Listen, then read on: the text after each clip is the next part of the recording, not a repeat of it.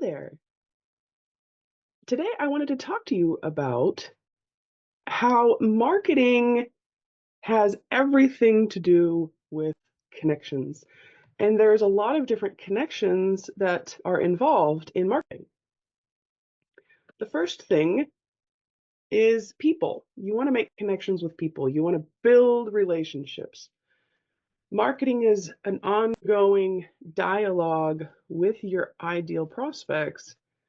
And even if it's online, it's a digital dialogue. If it's it's an email dialogue. If it's on social media, it's a direct message dialogue. But you want to see that as that conversation that's building trust and rapport. And you want to eventually turn prospects into clients, and how you do that is through this ongoing relationship.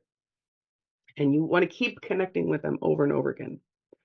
In fact, uh, somebody was trying to tell me it takes seven connections, seven touch points to have somebody think about or consider working with you. I I dare to say that it's probably higher than that. I've heard that it's 12. It's probably a lot higher than that because we're now so bombarded and inundated with spam and noise and competitors, and our attention is divided. So it's harder than ever to make those connections, those crucial connections. So that's why it's imperative that you continually follow up with people, even when they say they're going to do something and then they don't.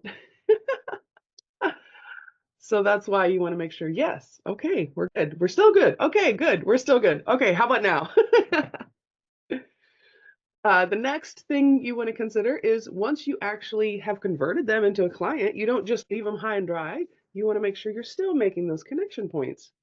You're still carrying on this conversation. You want to make sure that they feel seen, heard, and supported. Next is JV partners. You want to connect with others even if you don't think that they would be your ideal client, because they could very well become a JV partner for you. So you want to keep an open mind when you're talking to people and seeing how they have similar things to you. So you want to make those connections between people, like um, who are people who, while they might not be a right fit client, who would have a similar audience, or who has a complementary service. Think about this, and honestly, this is how you should see all people.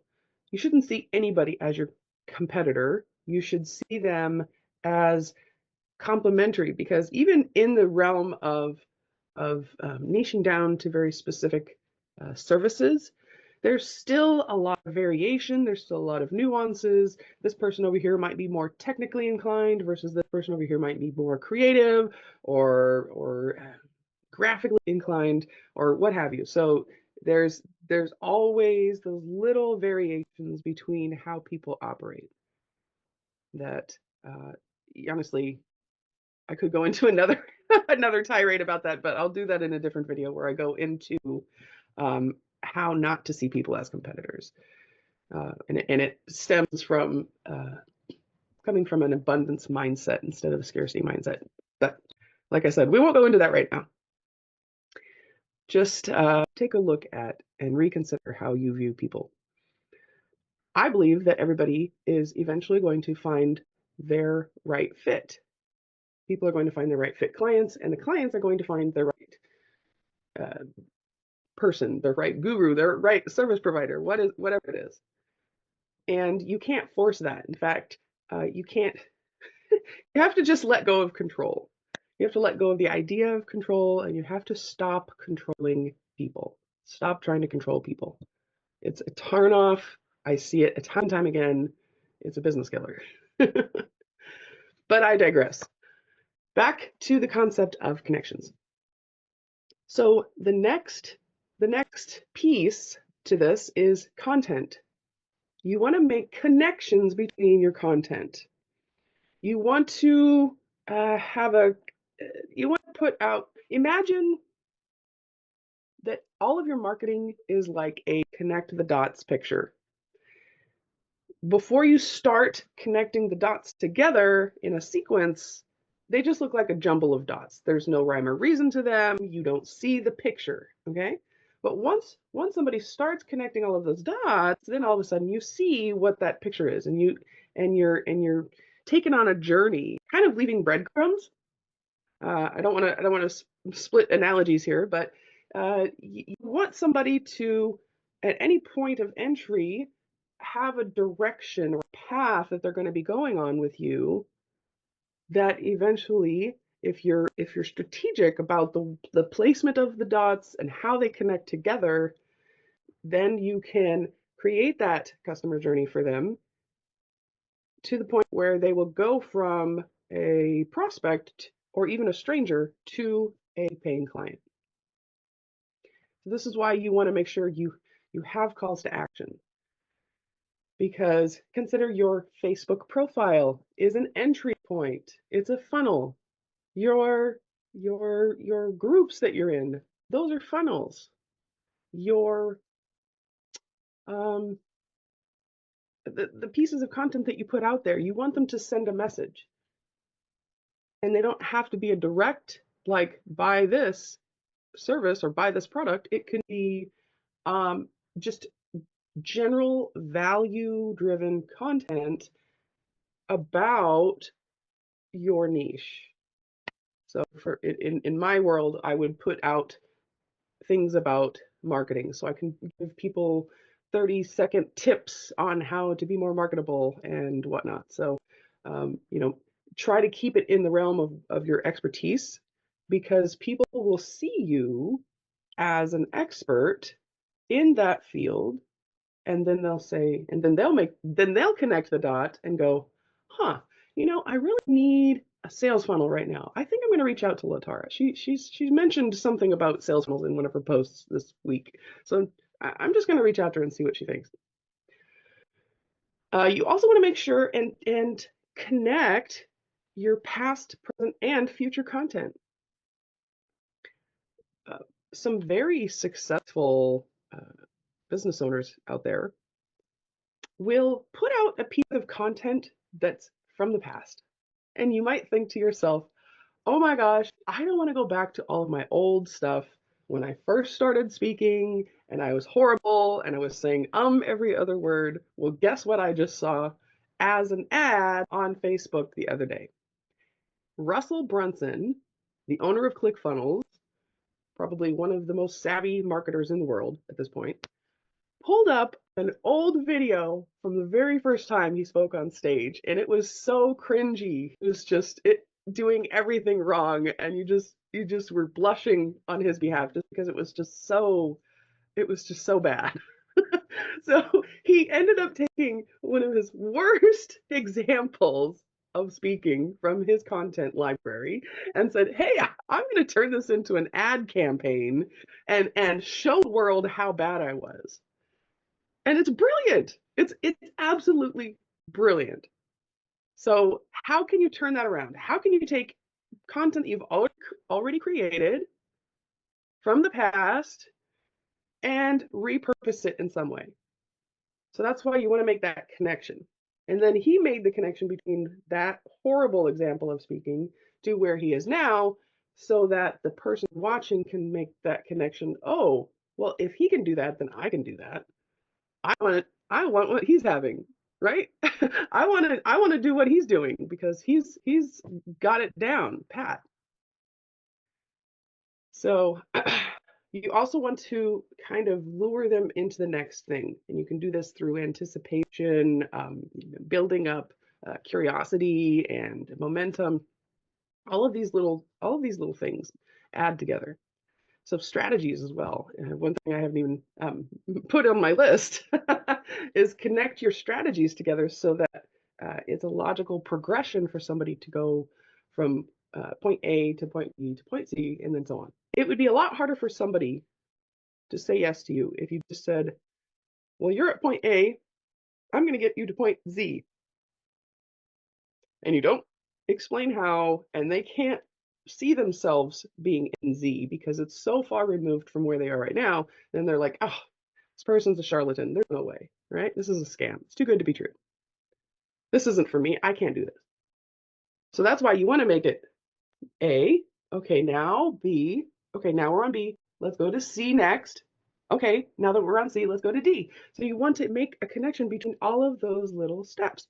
Another thing that you can do is create a member portal, because all of the stuff that you're recording, here's another thing that another little hack. Uh, the successful gurus out there are doing this. They will take all of their content and put it inside of a member portal. Let's say they have a weekly Zoom meeting. They're going to put the recording from each meeting inside of that member area. And here's why.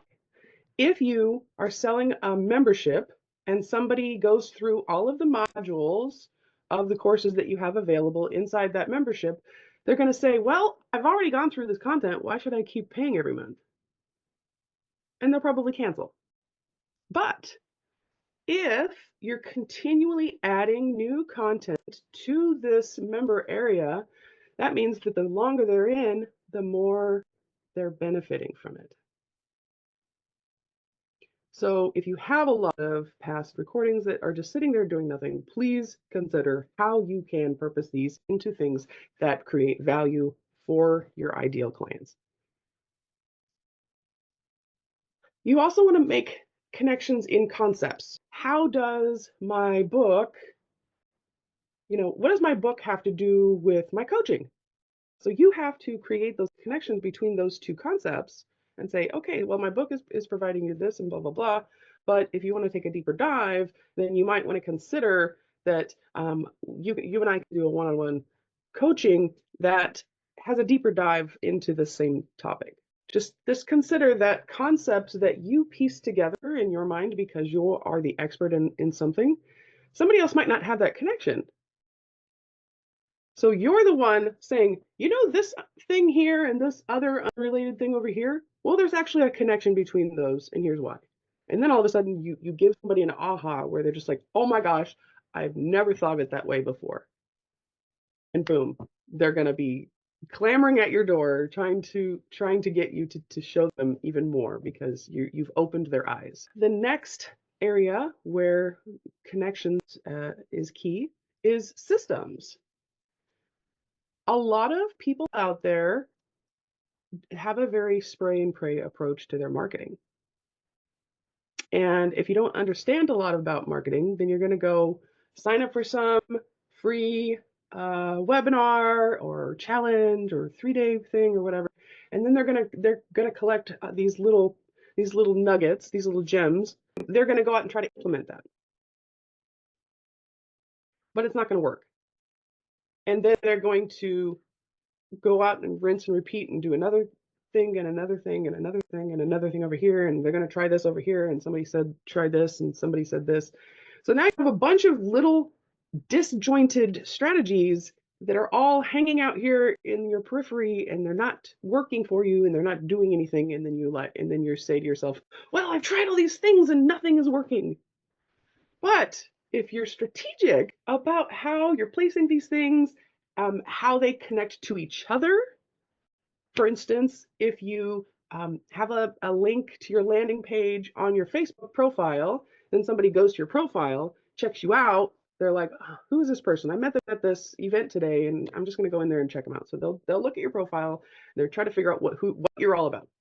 So then you have a link to your sales funnel on there, and then you have a strong call to action. And then they're like, oh, I'm curious. I'm just going to click this button. And then it takes them from the social media platform to your platform. And then from there, you can tell them more about your programs, and you're going to connect them to your programs from your website. And then when they sign up for that freebie, your lead magnet, then you've connected with them via email. So now you can continue connecting with them over and over again through email. So now, because you've connected all of these systems, you've gotten them from looking at your social media profile to being on your contact list. And then if you continue that nurture sequence, if you continue that conversation with them, building that relationship, then that that email subscriber could eventually end up buying your high ticket program. And it's all about making those connections from one thing to the other. Another thing that a lot of people, a lot of entrepreneurs, I've found they'll get a bunch of different things, a bunch of different systems that aren't interconnected, like software, like programs, like all the platforms you're using, like AI. You have Chat GPT, you have Dolly, so you're doing Chat GPT for your text, AI generated text. You have Dolly for your graphics. You have such and such for your website. You have such and such for your calendar scheduler. You have um, you have something for your invoicing. You have another program for your um, sales funnels, and now you have 50 different programs going on. And again, they're all disjointed. They're not synchronous to each other. They don't amplify each other. They don't build upon each other. So that's another way you want to make sure that all of your systems are connected to each other. You want to make it so that when somebody subscribes, somebody downloads your lead magnet, you want to make sure your email, your autoresponder is connected to your sales funnel so that people can start receiving a nurture email sequence after they've signed up for something. So when you're building these things, make sure that they can talk to each other basically, and so that you can track people. You can make sure that if you put up a Google ad and somebody signs up for something, that you can track where they're coming from. So you can make that connection as well, like connect that path that they're taking.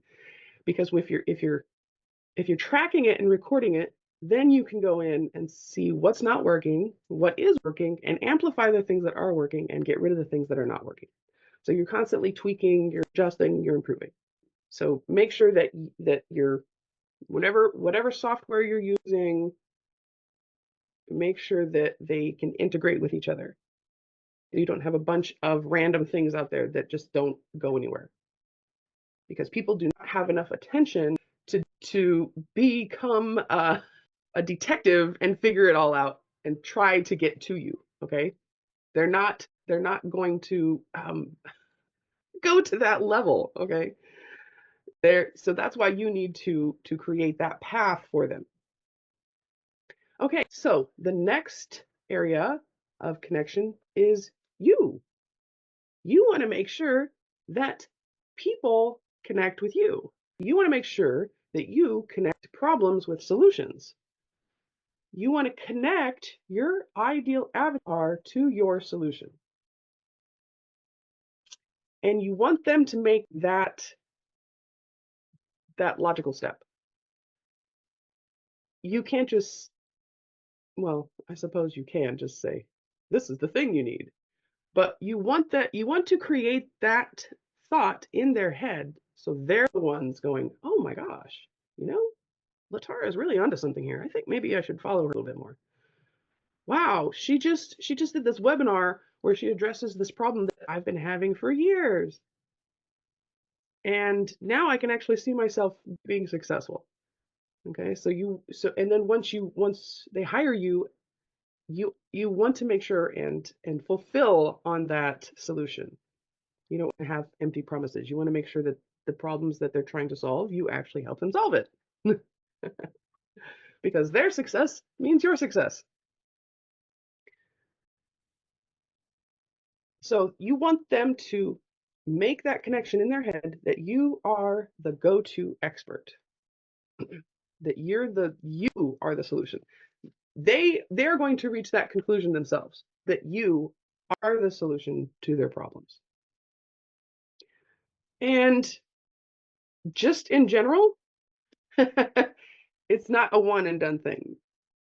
Connections is an ongoing concept.